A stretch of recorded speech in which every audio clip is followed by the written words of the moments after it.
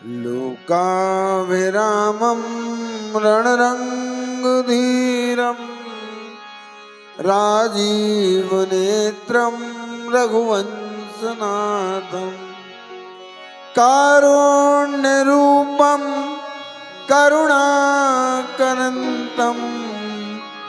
श्रीरामचन्द्रं शरणं प्रपद्ये। नागेन्द्रहाराय त्रिलोचनाय भस्मांगरागाय महेश्वराय नित्याय शुद्धाय दिगंबराय तस्मै नकाराय नमः शिवाय। मनोजवं मारुततुल्यवेगं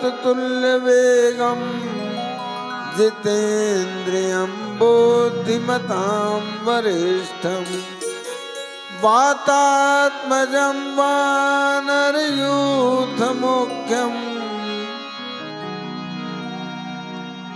श्रीरामदूतं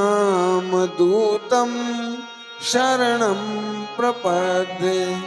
श्रीरामदूतं शरणं प्रपद्ये। बोलिए सियावर रामचंद्र की जय। आदरणीय मानस प्रेमी बंधुओं, रामायण, रामचरितमानस और रामचरितमानस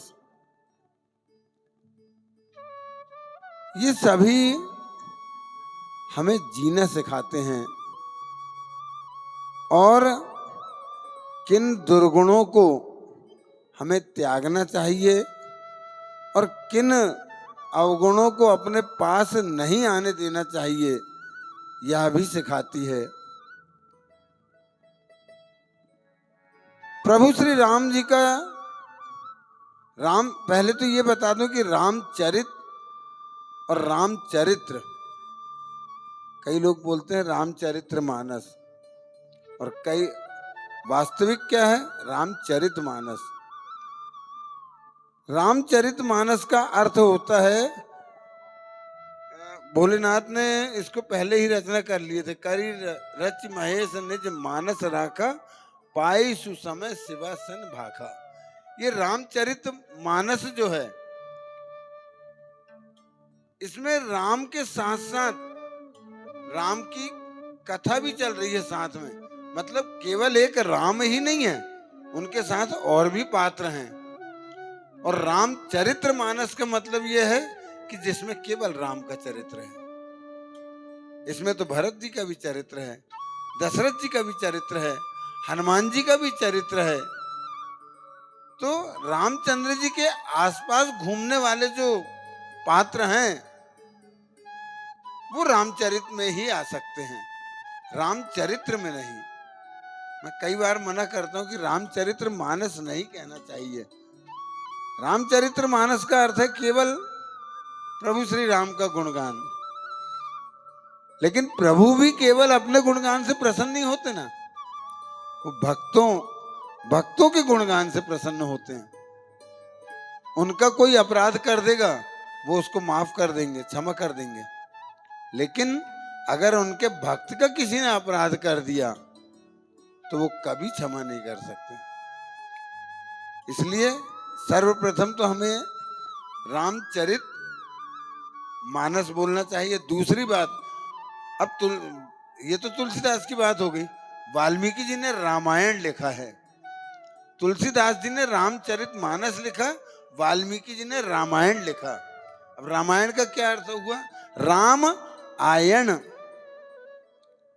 अर्थात राम के मार्ग पर चलती हुई कथा, राम की चलती हुई कथा रामायण। तो ये हमको बहुत कुछ सिखाती है। कई ऐसे अवगुण हैं,